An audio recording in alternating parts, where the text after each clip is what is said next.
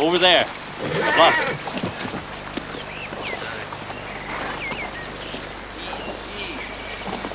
Get horses, sir. Go see.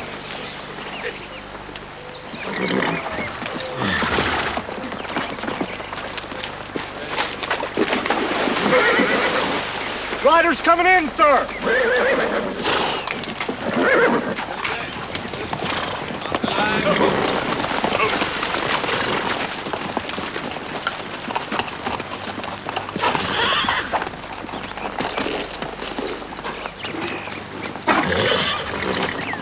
What happened? Oh my God, sir, we are damn glad to see you. Have you seen Custer? We've had no word from him since Sunday afternoon when he left us and rode off with 5 companies. I believe Custer's command has been defeated. Oh, that's hard to believe. I think Custer's somewhere down the Bighorn grazing his horses. You are wrong, Captain Benteen. Where might he have fallen, sir?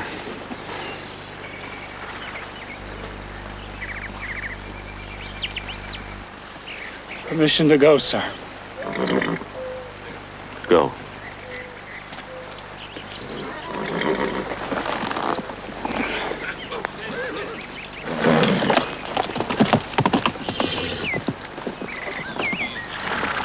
What happened to your Captain Benteen? Mistakes were made.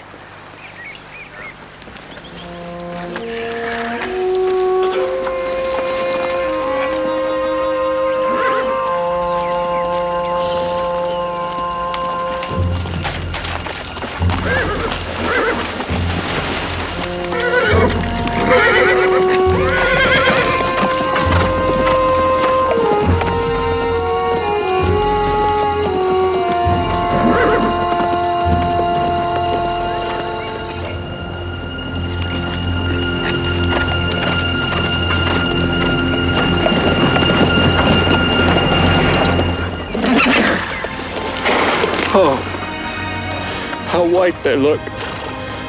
There he is. Damn him. He will never fight anymore.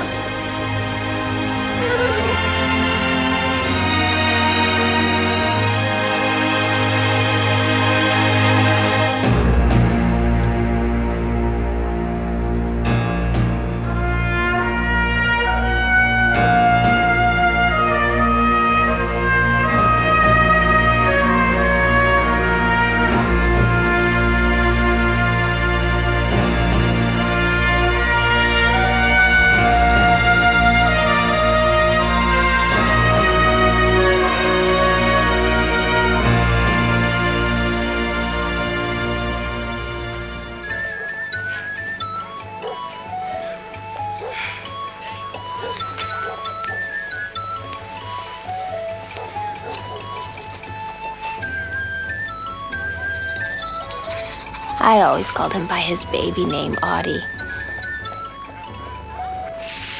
He was the first child of a second marriage, 6 years older than his brother Tom. Audie!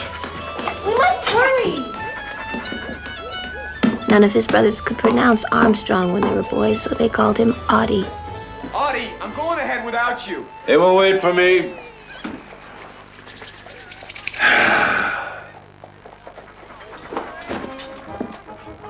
A handful of men on a dried patch of grass. They can wait.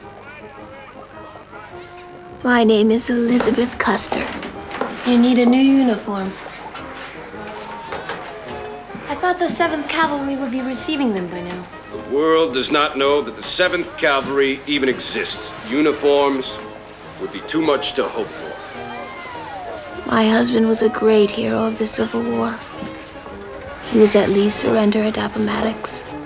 He was daring and dashing, the youngest brevet major general in the history of the Army at age 23. He captured the imagination of the whole country. The 7th Cavalry had been organized in the years following the rebellion.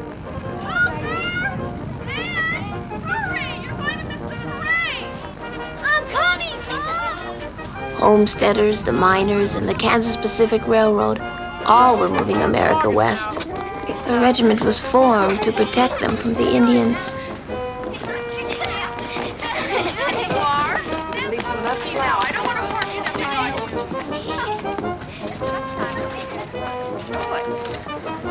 Oh, what I wouldn't give for some lemonade. I had weevils in my fly. I had to sift them out. Me too. It's too hot. Oh, I'm gonna faint. I've got dust on my skirt. Will you help me brush it off? Nice moving on. Arrangements had been made with the tribes by this time, but the feeling on the frontier was that no Indian had any rights that a white man was obligated to respect.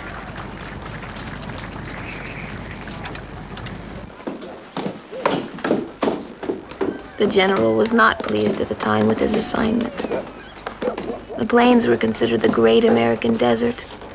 My husband was a hero. He wanted Washington. I married the man in 1864. We had 12 years together. I adored him. I heard something too. Is that him? It's up there. Here we go. Very good.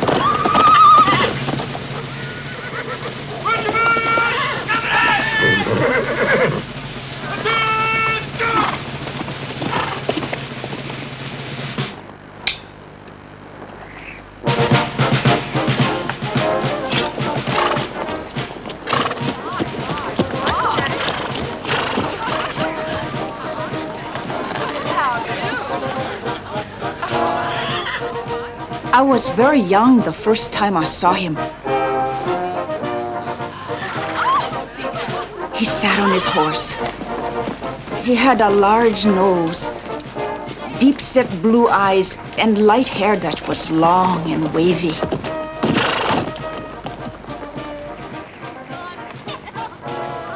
Form the parade!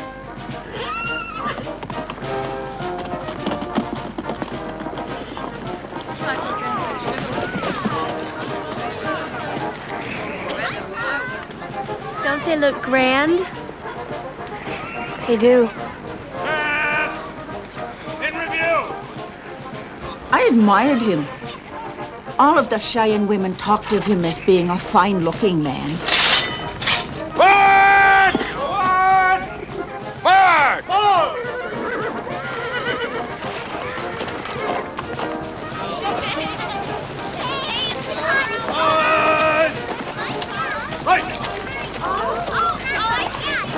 My name on the agency roll is Kate Bighead.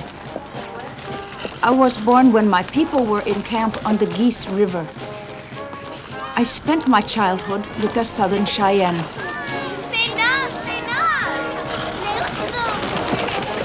Through almost 40 years, many a time I thought of that handsome man I first saw in the South. We Cheyenne called him Hayetsi, long hair. The Arikara called him Creeping Panther who comes in the night. The Crow called him Son of the Morning Star who attacks at dawn.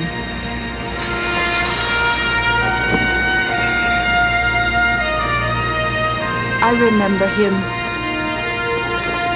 I saw him die.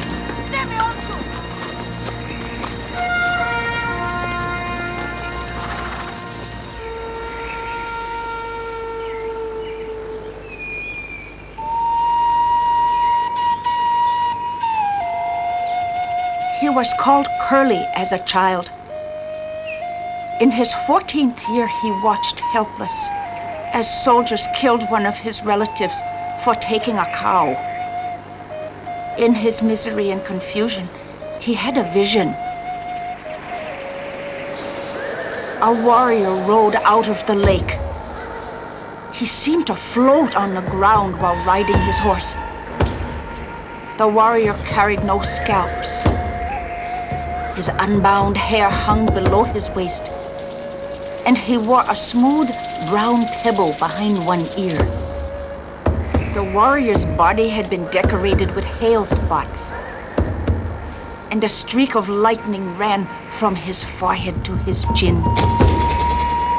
Bullets and arrows attacked him, but fell away without touching.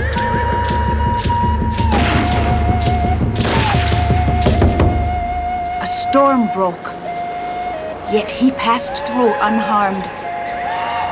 His own people clutched at him, trying to pull him down. But he rode through them. A red-backed hawk flew above his head.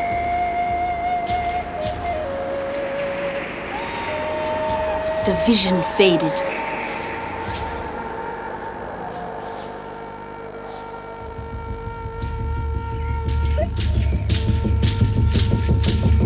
That boy's name was changed to Crazy Horse. From that time on, he felt destined to protect his people from the white man. The white people had been moving west for years, building, cutting roads, pushing the Indians before them. By 1866, barely an Indian nation in America was living on the land we was born to. The Indians did not intend to move further. Boys, close right.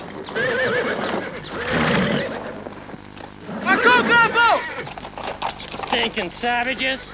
Stinking savages!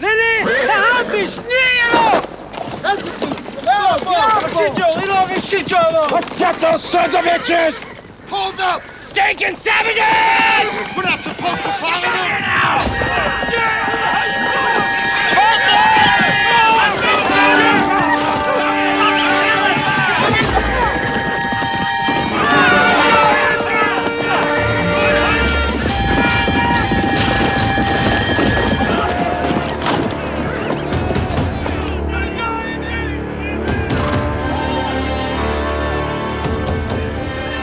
They called it the Fetterman Massacre, after the officer who swore that with 80 men he could wipe out the entire Sioux nation. It was no massacre. Them soldiers were stupid, and they rode to their deaths.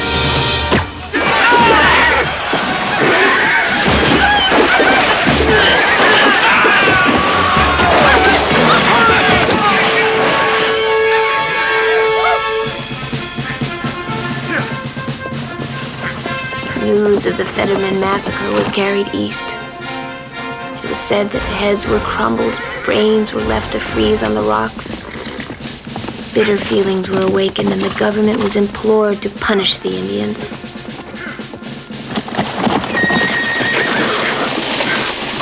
The order the army received was this: we must act with vindictive earnestness against the Sioux, even to their extermination.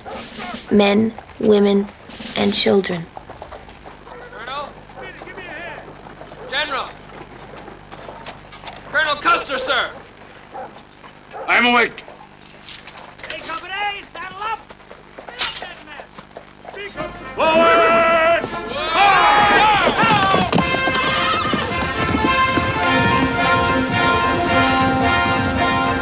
The Plains Indian The War Plains had Indian begun. War had begun.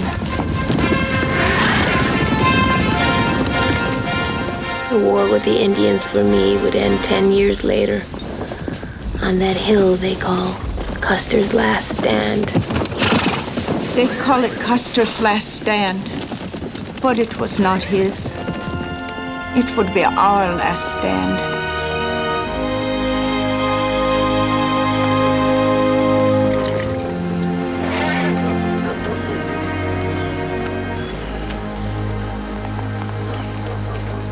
They have fled. They are cowards. And you will pursue them, Colonel Custer. And are we pleased to have you finish and kill every last bloody red savage on these plains?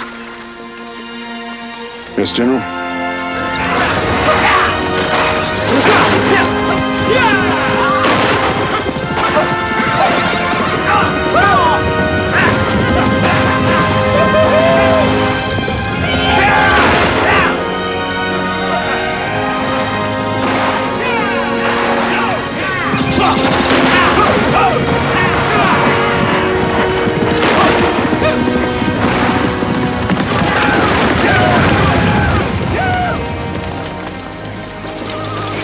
7th Cavalry crisscrossed the plains that summer.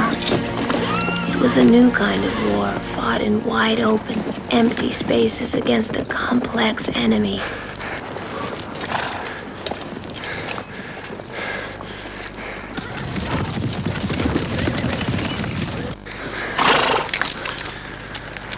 Scattered. They scattered. Give me a civilized war, an enemy I can find and beat, an enemy who fights by the rules!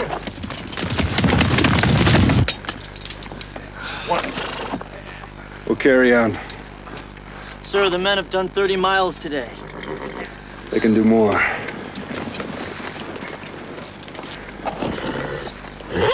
We were many nations, had many chiefs, and each warrior could make his own decision about when and who to fight.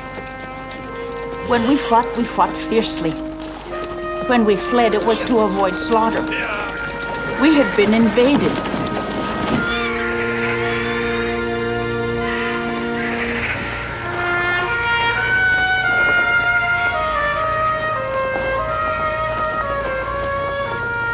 It was a grueling campaign, covered well by the Eastern press. Over $1 million had been spent, with little to show for the effort.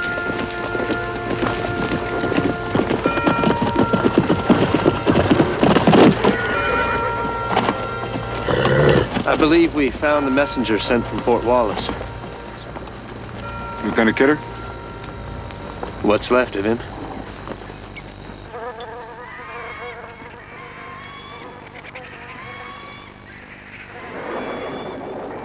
So many arrows. We'll see plenty more.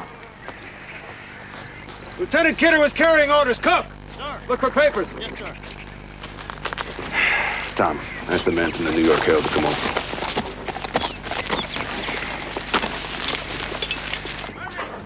All that remains of good men, sir. Lying in a regular order. In a limited circle. Find the mangled bodies of Lieutenant Kidder and his company. All individuals scalped. Skulls broken, upper arms slashed to the bone. Mr. Rivers. The Lakota slashed the arm, crippling the warrior in the next life. This man won't even be able to saddle his horse. The Indian scalp. They left the scalp there beside it. He was a traitor in their eyes. Brutally hacked and disfigured so as to be beyond recognition as human beings.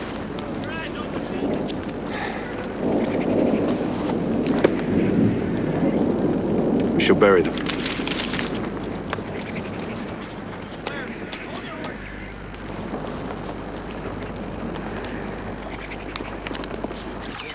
Cavalry provisions were terrible.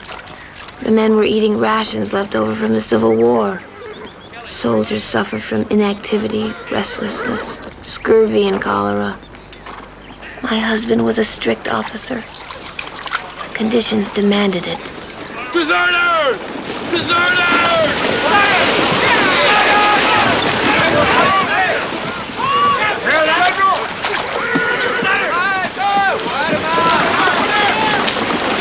Deserters, General. Who is saddled? Who is saddled? Here, sir! We have deserters. Follow those men and shoot them, and bring none of them in alive.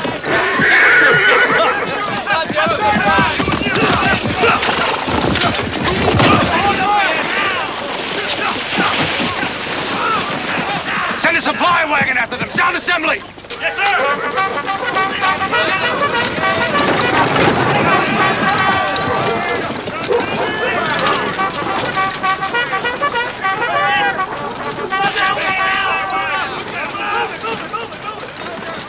You wish permission to speak, soldier? Yes, sir. Granted. I've heard talk, General. 30 men plan to desert tonight when we're near the route to Colorado.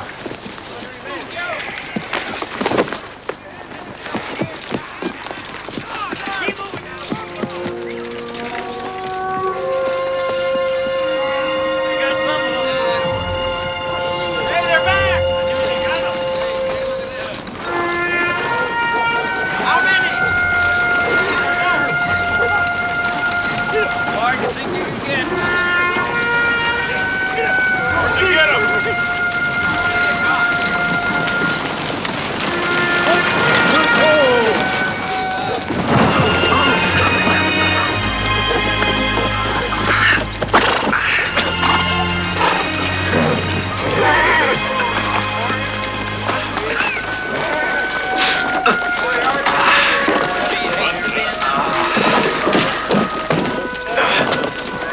From that wagon, Doctor.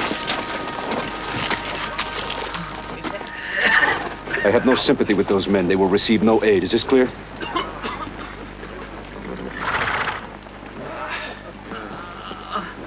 We're heading back to the fort. Form your men. We are returning to Fort Wallace! We are returning to Fort Wallace!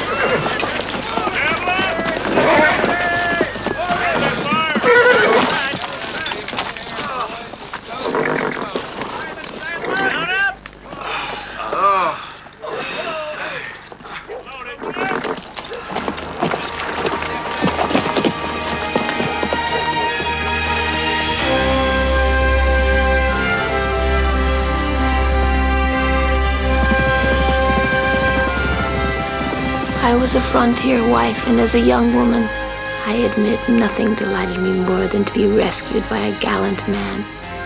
Audie knew this, and when he heard of cholera epidemics at Fort Riley and Fort Wallace, he simply left his regiment on the trail and rode alone, almost 300 miles to me.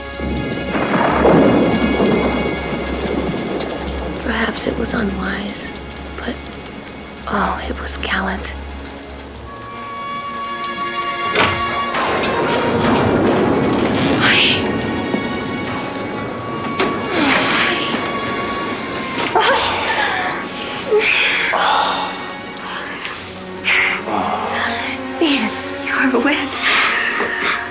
Thank you for informing me of that fact. You're not sick? No. What are you doing? How did you get here? I went to Fort Wallace and I didn't find you, so I moved on to Fort Hayes.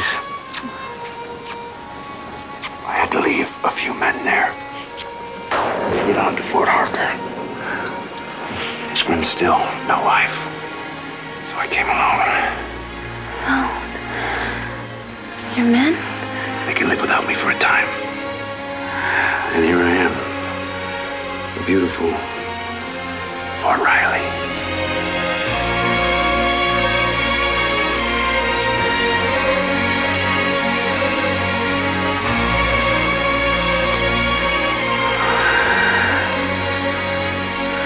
I didn't marry you for me to sleep in one bed and you in another.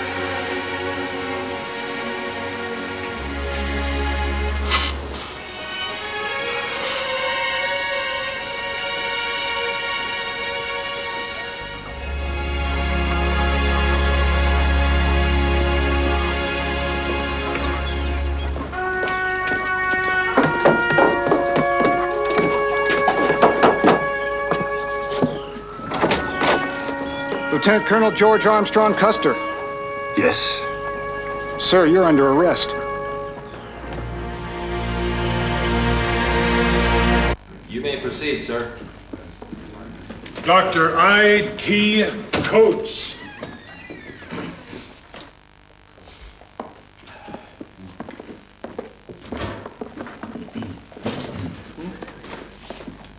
My husband was court-martialed.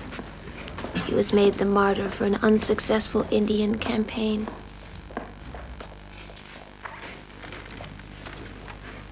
You swear that the evidence you shall give in the case now in hearing shall be the truth, the whole truth, and nothing but the truth, so help you God?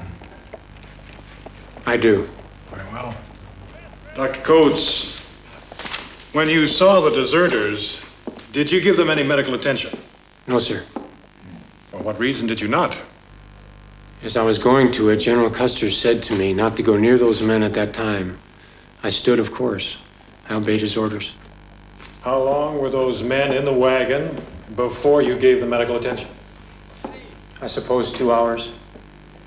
What kind of medical attention did you give them? I administered opiates and made them comfortable, just as I would have done on the battlefield. What was the result of the wound received by Private Johnson?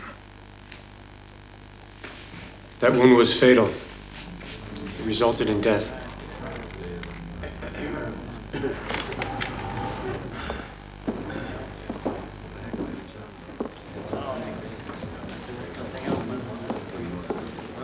When you reached camp on the night of the 7th and gave the wounded men medical attention, who instructed you or directed you to give attendance? General Custer. In what words or language did he give the order? He said, "Doctor, my sympathies are not with those men who are wounded, but I want you to give them all necessary attention." Afterwards, did or did not the accused frequently inquire after their condition? He did, sir. What did you understand the accused to mean when he directed you not to go near the wagon containing the wounded men when they came in? I had at that time an idea the objection was made for effect. I had an idea the general wished to make an impression on the men. Lieutenant Colonel W.W. Cook, after you arrived at Fort Wallace, with no orders, I remind the court, how many of the detachment departed Fort Hays and started to Fort Harker with General Custer? 1 soldier and 3 officers. What authority did General Custer give you to leave Fort Wallace? Verbal or written? Verbal. Thank you, Lieutenant. May I add, sir, that between the summer of 1866 and 1867, more than 500 members of the 7th Cavalry deserted. When we fought the war against the Southerners, men who deserted during combat were shot.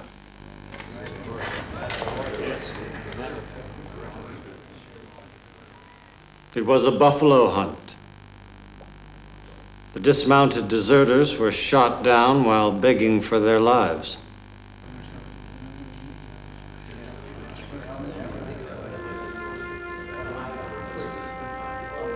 I have never failed to relieve an imperiled friend, as here charged, or left unburied, or without having provided for the burial of a single fallen man in my command, as here charged. Or finally, ever saw a man in any strait suffer when by my authority I could relieve him, as here charged.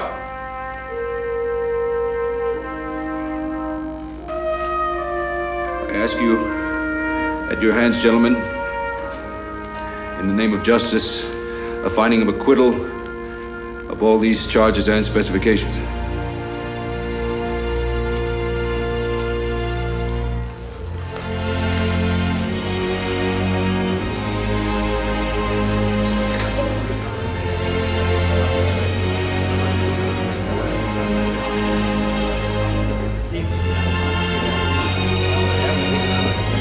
Court finds Brevet Major General George Armstrong Custer, Lieutenant Colonel, 7th U.S. Cavalry, as follows. On the first specification of the first charge, guilty. Of the second specification of the additional charge, guilty.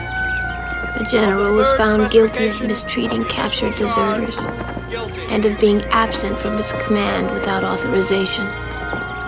He was suspended from the army for 1 year. Our lives had changed so much. The railroads divided the buffalo. White men shot them from trains for sport. The homesteaders' cattle grazed on our lands as we went hungry. By the age of 26, Crazy Horse was a leader of the Teton Lakota Nation. He was a serious man. He never sang, he never danced. He never boasted of his victories. But he did take another man's wife, Black Buffalo Woman, wife of No Water.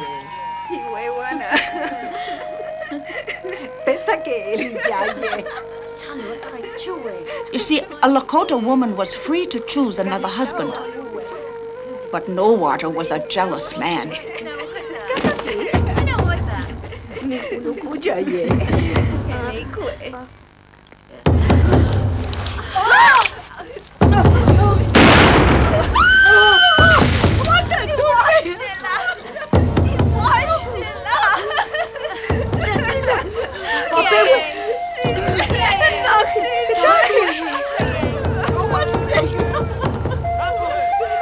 Crazy Horse disappeared from the village for a time. At the age of 27, Mr. Custer was without a command. We returned to our hometown of Monroe, Michigan.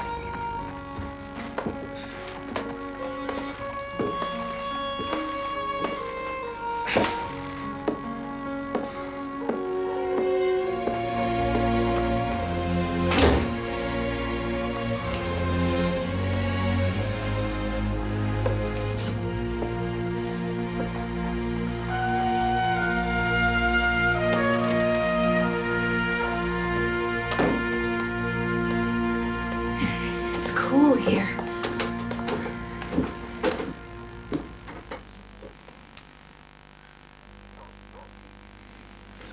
Didn't General Sheridan order you to shoot deserters without trial? What about General Hancock himself? Didn't he say shoot deserters? You took a leave to find me, knowing none would be granted. Your officers looked on it as ordinary occurrence.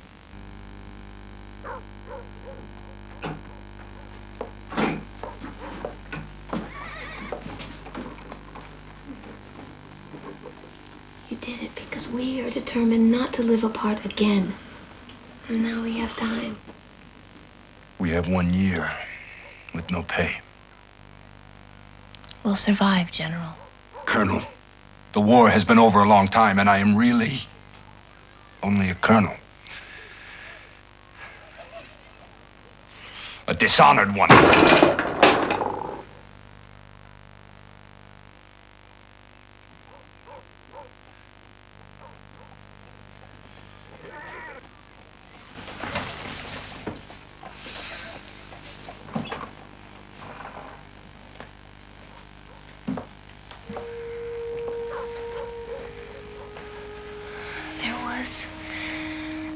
In the summer, one long, perfect night. The night you came back to me.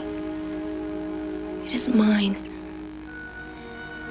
And blessed be our memories which preserve the joy as well as the sadness.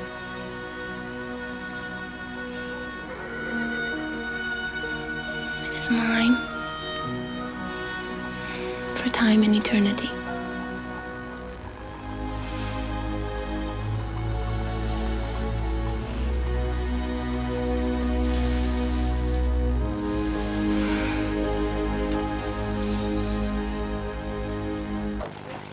In 1868, a treaty was signed. War stopped. The forts along the Bozeman Trail were closed, and reservations were built. We were to stay in one place now, while the white people could roam free. The Lakota were to keep forever the lands west of the Missouri River and Dakota Territory, the Black Hills, and the mountains and valleys of the Little Bighorn. The white man was, by law, not allowed to enter these unceded lands without permission from the Indians. The white man brought us gifts. He gave us laws, and then he broke the law. The pioneers felt betrayed by the Treaty of 1868. They thought prime land had been given to the Indians, and now the Indians were not even using it. War erupted one more time. Nothing more than a drink of your finest General whiskey. Grant, Yes, ma'am. may I have your autograph?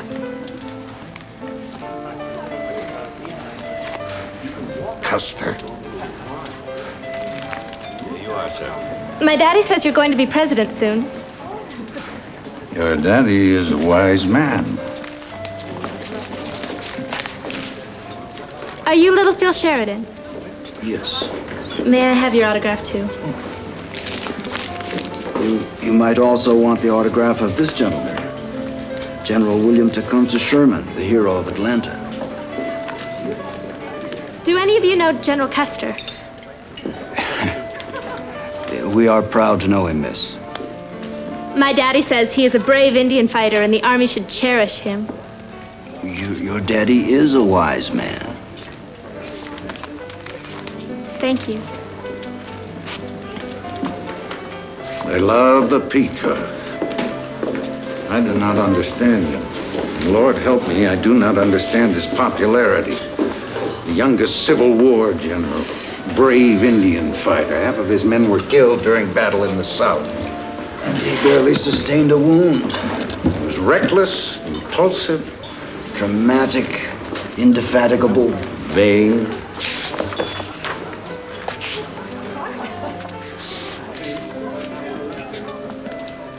Ulysses, what do you think of our idea?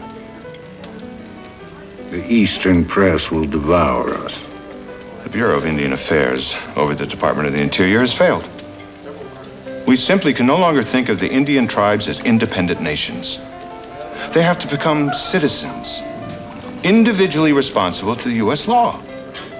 You want to hold them collectively, not individually responsible. I fought my Civil War, and it was long and bloody. You want to repeat it? Fighting Indians instead of rebels? If we are finally to have one nation, sir. A winter campaign sounds costly and dangerous, Phil. The Indians think they're safe in the winter. But they're vulnerable. They have no grass for their ponies, and their food supply is limited. And their villages are virtually immobile. Tell me your plan. We swing 3 swords at the winter camps along the Washita and the South Canadian River Valley. I launch 1 column eastward, down the South Canadian. A second column will operate southward toward the Antelope Hills and the head of the Red River. These 2 columns will act as beaters in for our 3rd and strongest column, the 7th Cavalry. Who will lead the 7th? We want Custer. Custer. He's been suspended from duty. Reinstate him, Ulysses. No. He'll charge his men into some sleeping village and commit slaughter.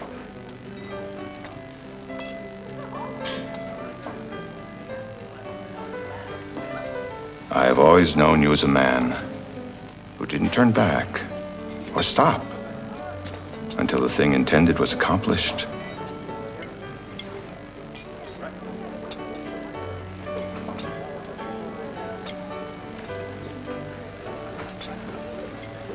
Damn Custer.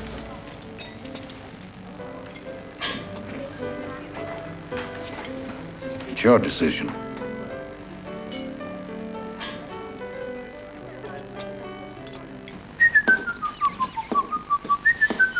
The telegram arrived as we dined with friends. It read, General G.A. Custer, Monroe, Michigan. Generals Sherman, Sully, and myself, and nearly all the officers of your regiment have asked for you. And I hope that the application will be successful. Can you come at once? Signed, General Philip Sheridan. I'll miss your curls.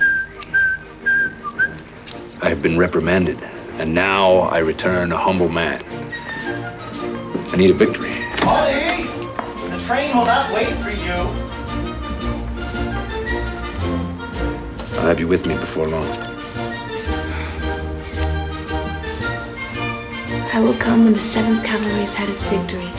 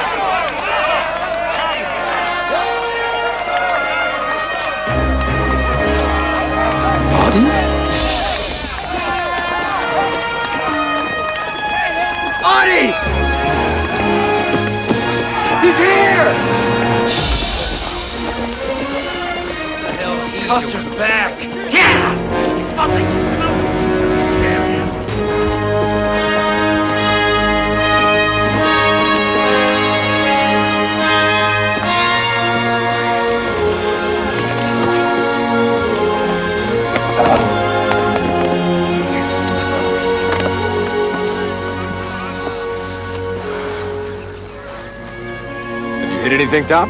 Just before you arrived. Home run, you missed it. Lie, couldn't hit the side of a barn door. Sheridan asked for me. We're glad to have you back, sir.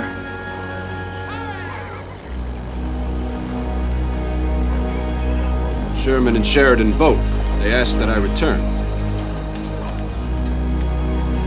They need me.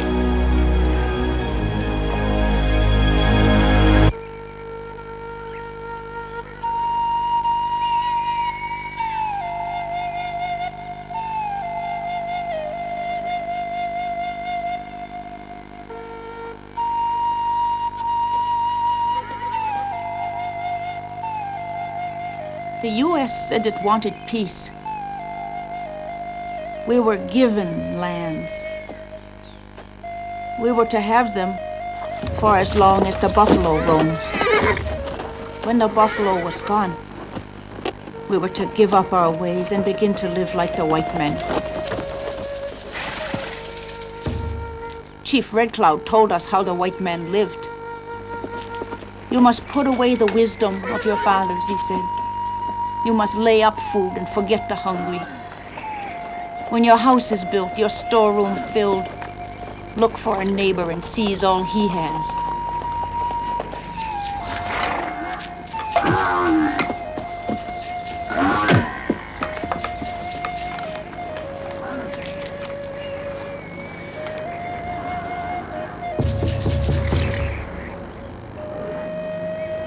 Our land for as long as the buffalo roams. By a year's time, the white man broke the promise.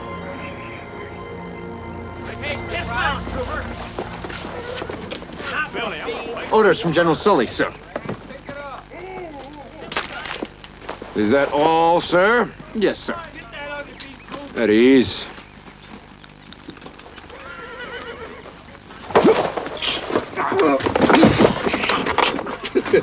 So, how is General Sully? He has no business commanding my expedition. I don't know what Grant was thinking, giving the 7th to him. I don't think he'll last long now that you're back. Besides, you have such natural leadership qualities. Oh, and don't you forget it, little brother.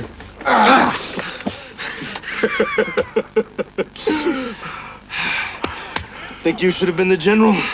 I didn't need to be general. I won all the medals. Well,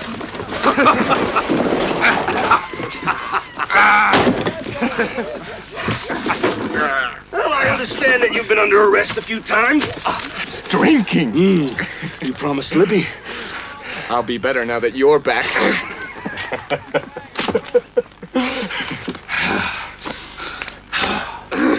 Well, who's with us? Weir and Yates. Cook is, of course, delighted that you're back. He wants to know if you saw his darling Diana in Monroe. Still smitten? Benteen is no friend. He calls us the Custer clan. And so we are. How are mother and father? Fine. Nevin is sickly. And Boston is growing. He's a man now. And Margaret? A beauty. General Custer. Permission to enter, sir? Come in.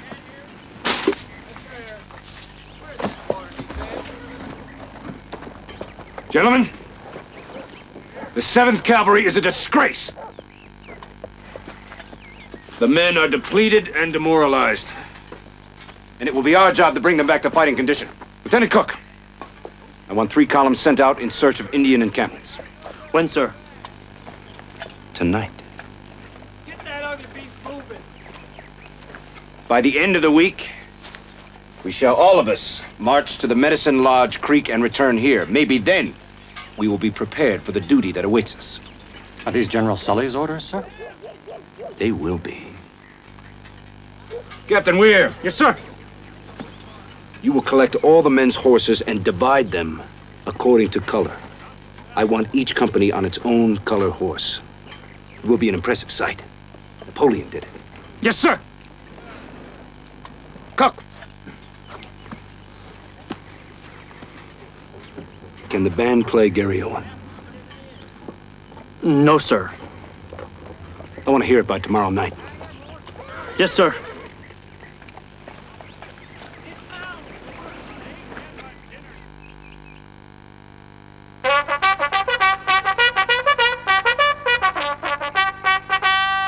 Attention! Right, press! Ready!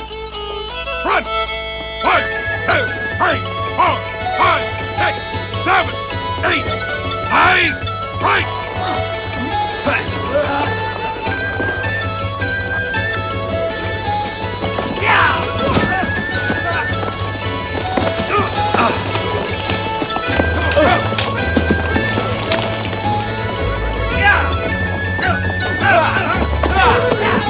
Move, woman! Load carbines!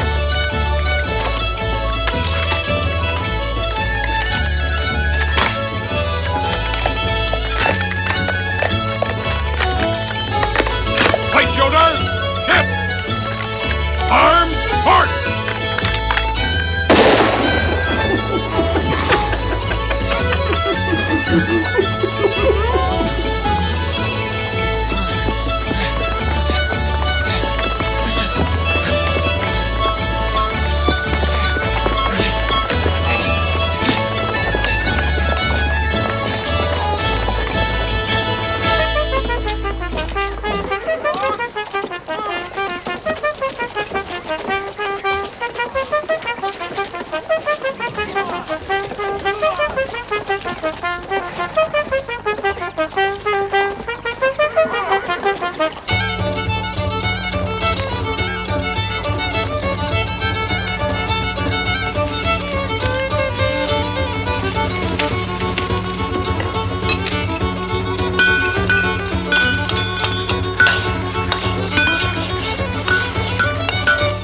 Ready to dismount? Dismount! Let's move! Come on, what's the matter with you? Let's go! Hold tight to those horses! Stop my horse! Hold on again!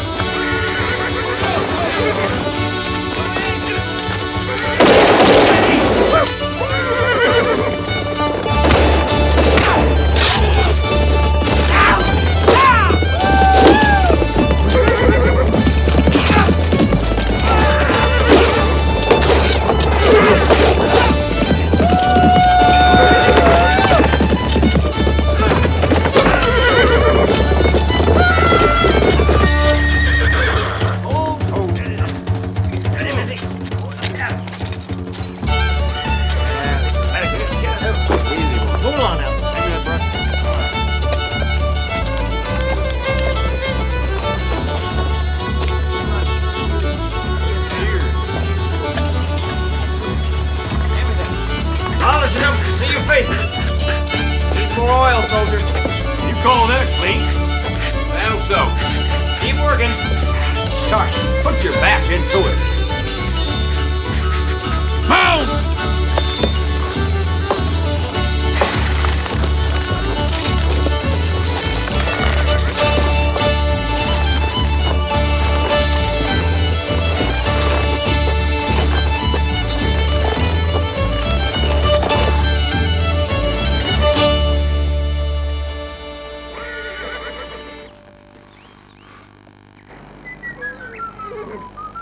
My husband was called many things. Brave soldier, hard taskmaster, fearless, reckless.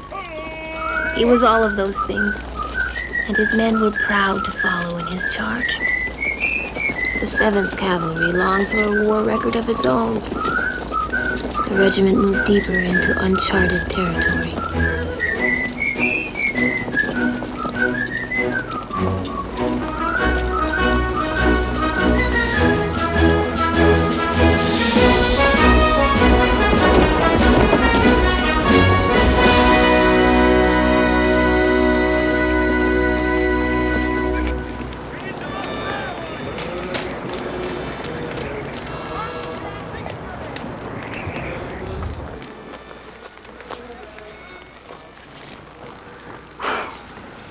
I have your orders.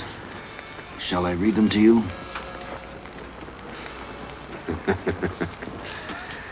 You've never read orders to me, sir.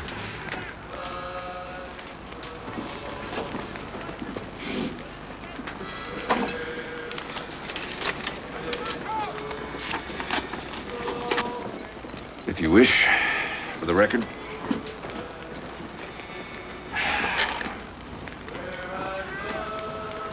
Or for General Grant. Proceed south in the direction of the Antelope Hills, then toward the Washita River, the supposed seat of the hostile tribes. Destroy their village and capture the ponies, kill or hang all warriors, and bring back all women and children.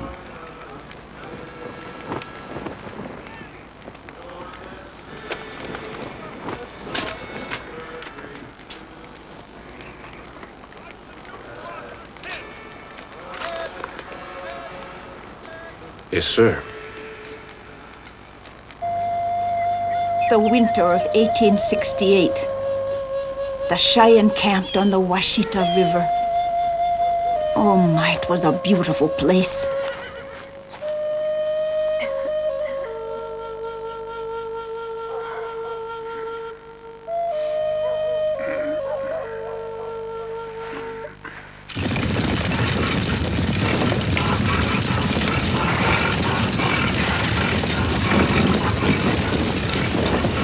Campaign of 1868.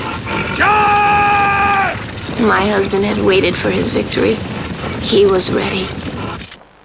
Our chief, Black Kettle, flew an American flag over his teepee. The Commissioner of Indian Affairs had told him it would keep us safe.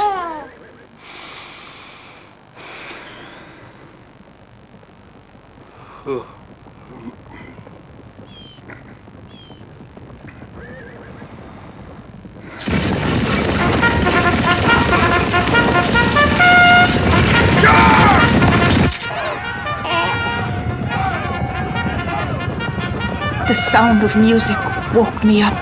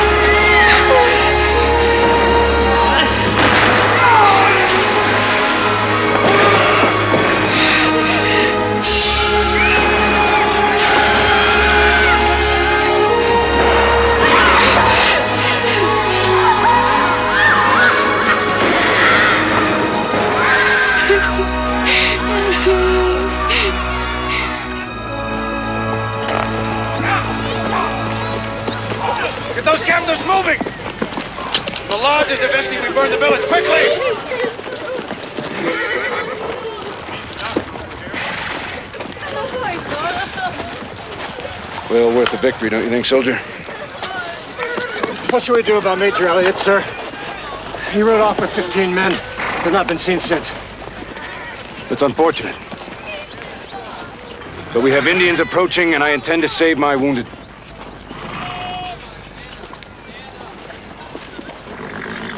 Recall your men. We're moving out, Captain.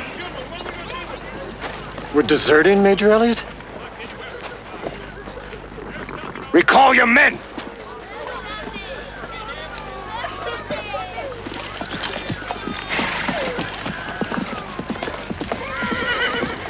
Burn them!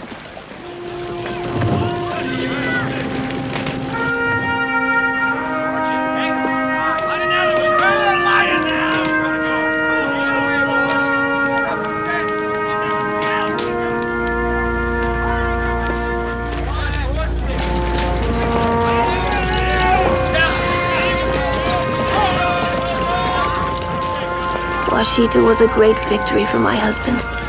51 lodges were destroyed, 53 women and children were taken prisoner, and 103 Indian warriors were killed.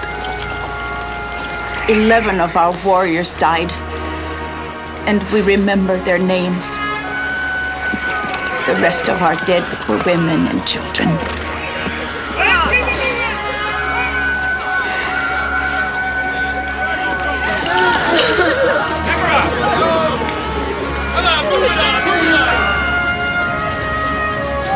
It was always about the land. The land divided us.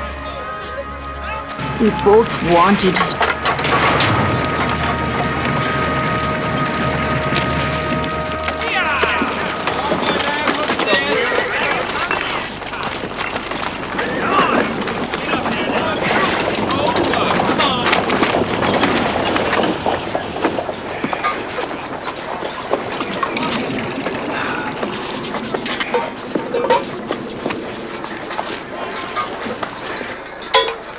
Permission to enter?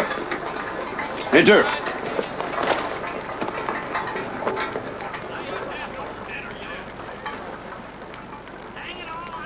I feel it is my duty to inform you that the men are in an ugly mood. They feel you left the field without ascertaining the condition of Major Elliott. Is that also your belief, Captain? It is. I will not be chastised by you. I will not tolerate insubordination. Let a man make such an accusation, and I will horsewhip him within an inch of his life!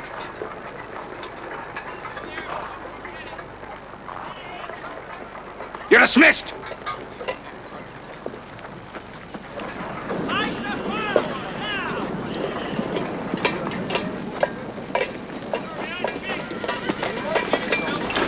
This is a victory! I don't need to defend my actions to anyone!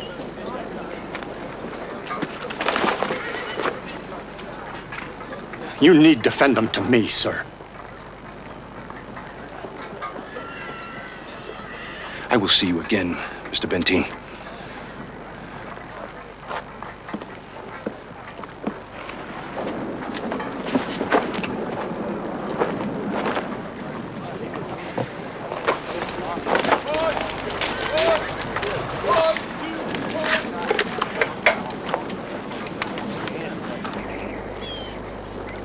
Camp Supply became a holding place for many Cheyenne women and children.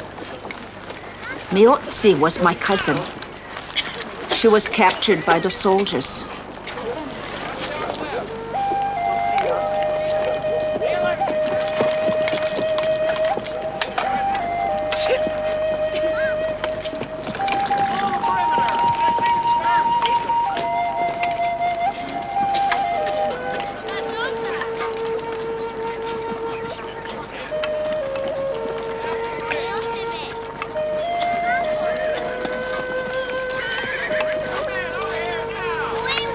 She had a blonde-haired child, a girl, named Yellowbird. Custer's child. So says my family history. I never saw the child. She died at 1 year. If it were true, then this made Custer my relative, in a way.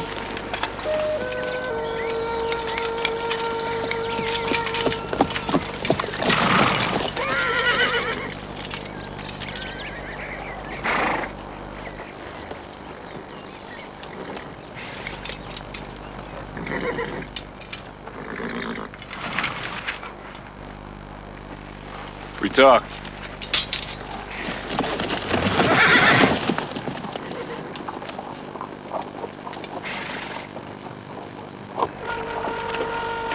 Custer came to our camp. In the lodge of the Medicine Arrow Keeper, he was offered the pipe.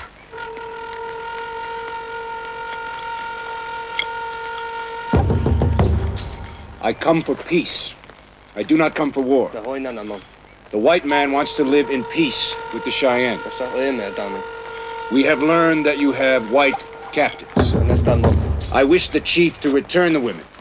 Also, I wish that the Cheyenne return to their reservation. I keep my captives. I keep your men until the women are released.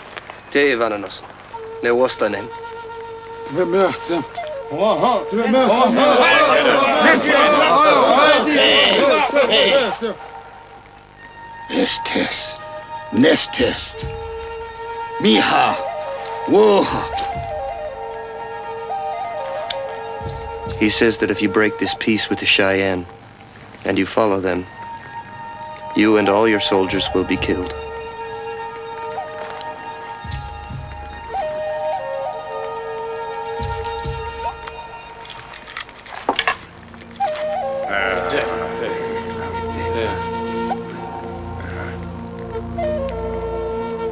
I will remember my words. I will not hunt the Cheyenne.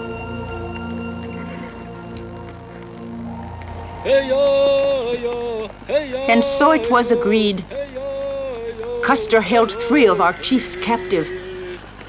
For their freedom, we would trade 2 captured white women the next day.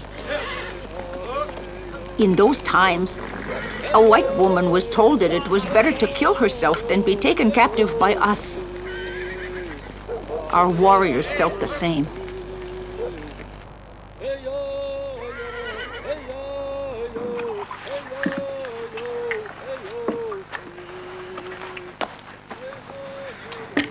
I know so little about them. I think in the end, we will know nothing. Maybe that's best. Not for me. I want to know what they... Tell me. What do they think the world is? Suddenly we Europeans arrive, we bring horses and guns and wagons, we build houses, we run trains across the land. What do they think of us? What was their world like before we became such a part of it? Or do they think of these things? Are they able to? What do they think of you? I am a bluecoat. I speak with forked tongue. They think I'm very handsome. So I understand.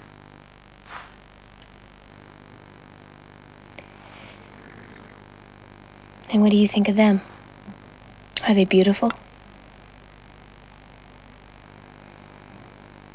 Are the women beautiful to you?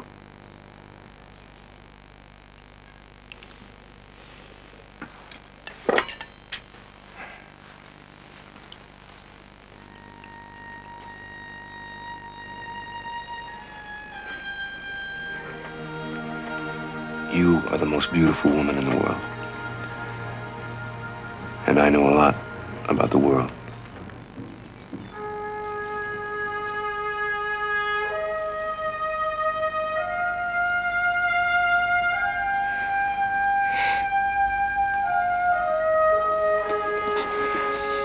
After you left for Fort Dodge, I went and stayed at my father's house in Monroe. I would sit and look out the window and remember that Custer boy would walk back and forth in front of my gate, courting me obsessively.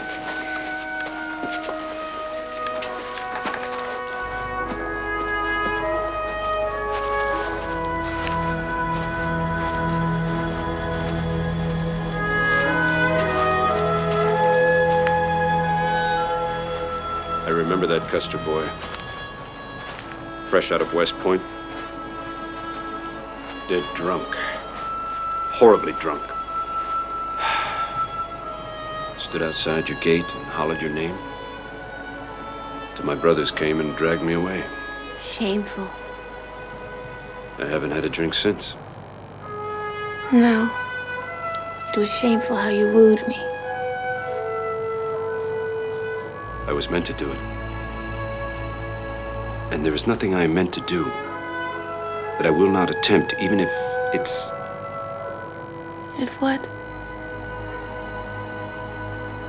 Even if I'm wrong.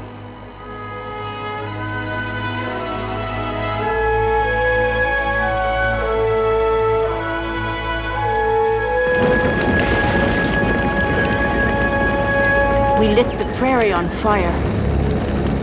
Now, of course, we know fires did not stop the white man. But then we lit the tall grass on fire to slow the bluecoats. If they tried to chase us.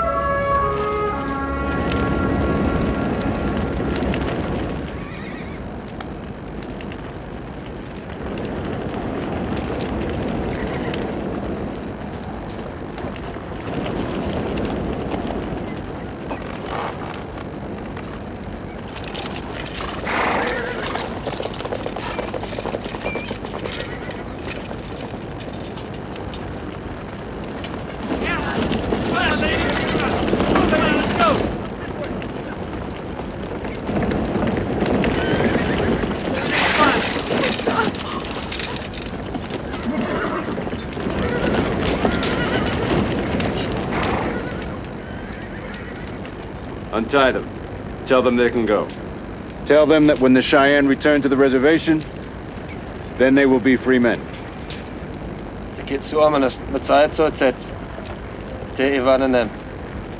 Mitä? Somomononaki.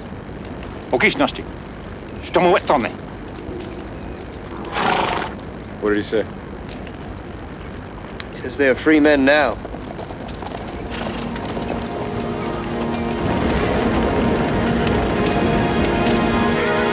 Take them back to our camp.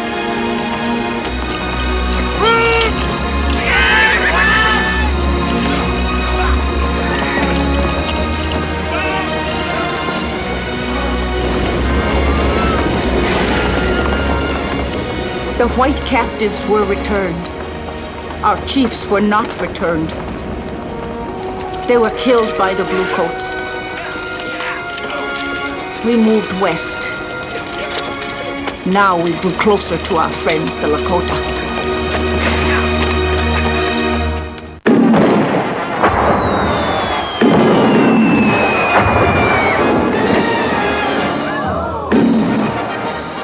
Red Cloud went to meet with President Ulysses S. Grant. Red Cloud was a peace chief.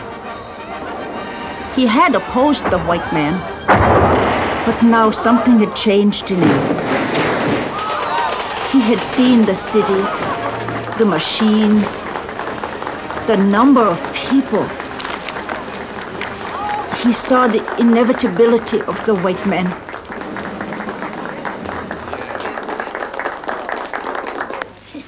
We welcome Chief Red Cloud of the Oglala Nation.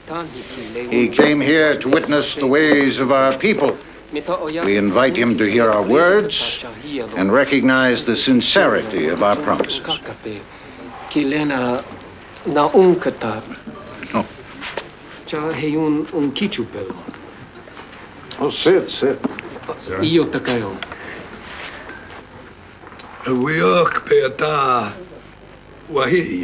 I come from where the sun sets. You were raised on chairs.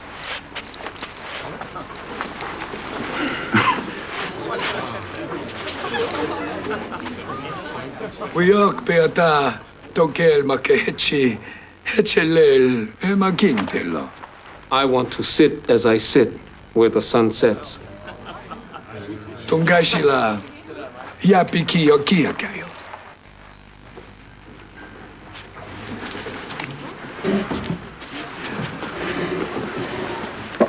Lakota oyan keki. I had 2 mountains in the Dakotas. El oganachamko wajini wachishni. I want no roads there. Kichita oyankeki jujupi wachielo. I asked that he remove Fort Fetterman. Fort Fetterman must remain. Fort Fetterman yapikihi tokomne inahintelo. As a protection for Indians and whites alike. I am not at heart an aggressive expansionist. I do not believe in it. What I do believe in is one nation for all. 500,000 of my people died recently for one nation. Can Chief Red Cloud control his warriors? Can he keep peace? Wakola kichie kile glus najin. Makocha kilel towa ta hoki tokea nach umpiyo. Ikche chasha itaze pa unkile na epel. Whose voice was heard first in this land? It was the red people who used to bow. Our nation is melting like the snow on the sides of the hills when the sun is warm. While your people are like the blades of grass in springtime when summer is coming. You tell him this very directly. Survival is victory, Chief Red Cloud. You can't stop us now. You can only survive among us. He ano unyaktapi o yakihi snijelo utkegna inskinsia ne ya unkite micheglo yelo.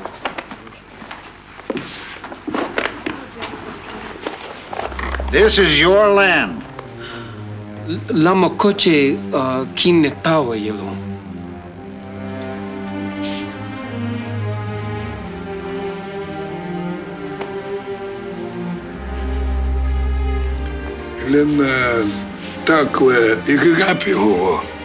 Why these lines? Boundaries. Where the land ends. Lemakoche ki hihanyan ihanke yelo.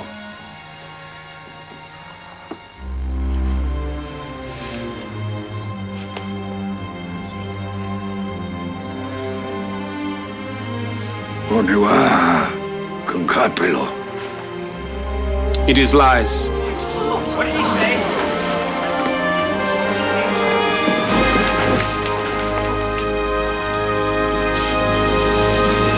Lies.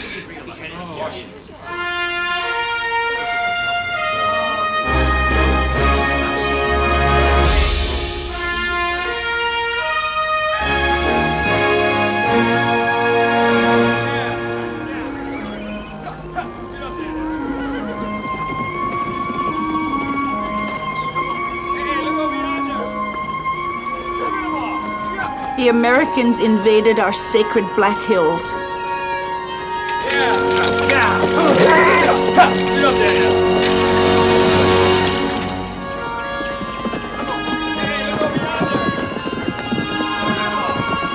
I came to the Northern Cheyenne when their reservation was in the Black Hills country.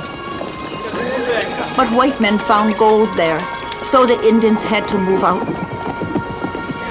The Cheyenne were told that they had to go to another reservation, but not many of them moved. They said it was no use, as the white men might want that reservation too.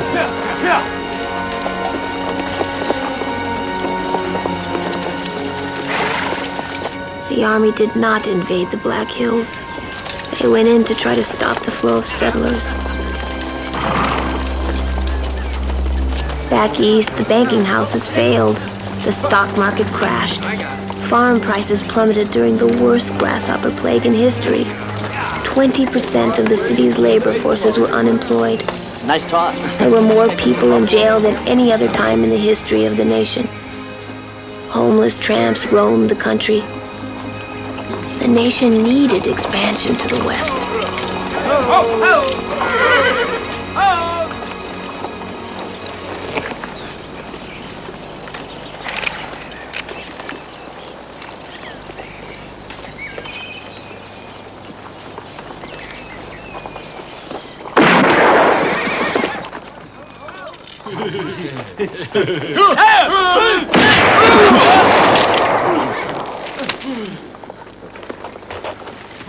That was my animal, boys.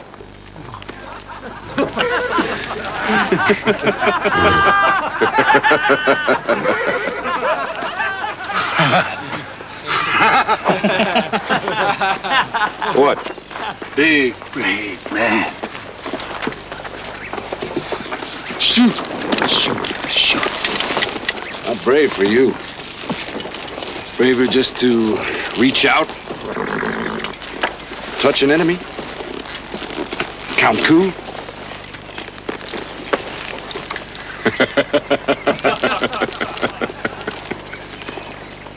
Bloody Knife, my friend, why are you not out here, living like a real Indian? Kaki. It is finished? Is it? It is time to live like the white man.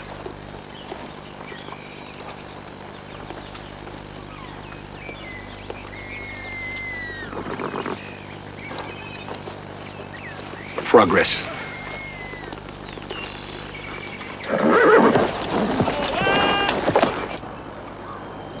Crazy Horse had this to say about those treaties which he never signed. One does not sell the land upon which all living things walk.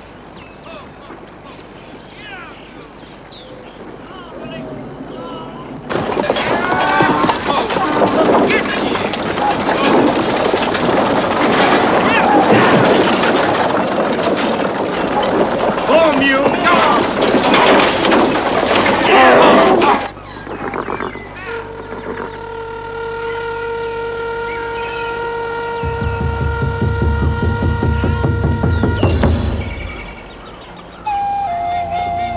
The Indians gave up all hope of ever living peacefully with the white man.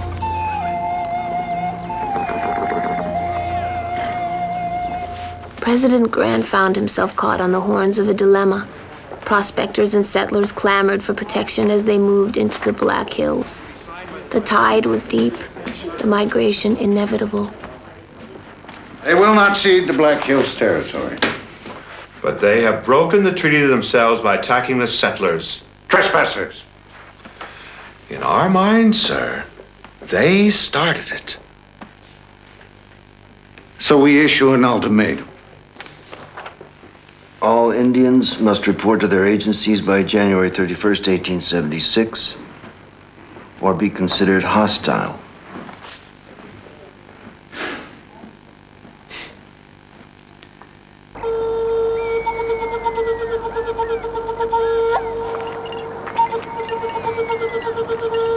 I heard the story that before the great battle, Crazy Horse rode a long ways to the burial scaffold of his 3-year-old daughter.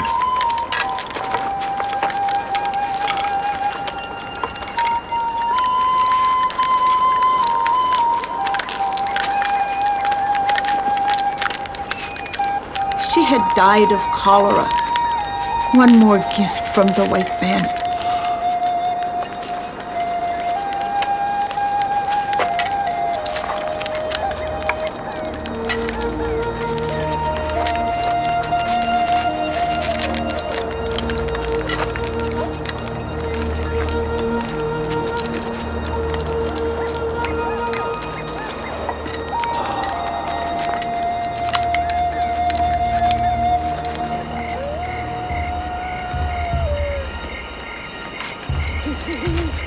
Crazy Horse stayed with his child for 3 days and 3 nights.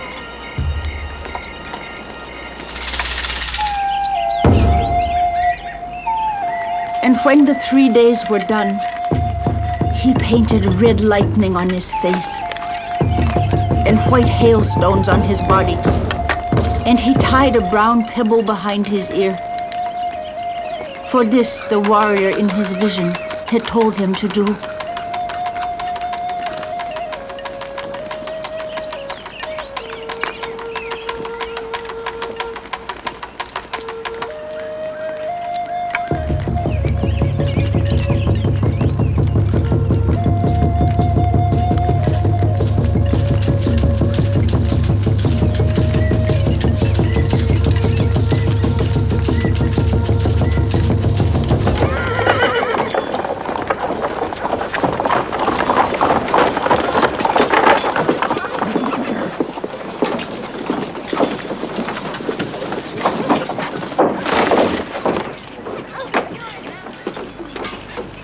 Coup.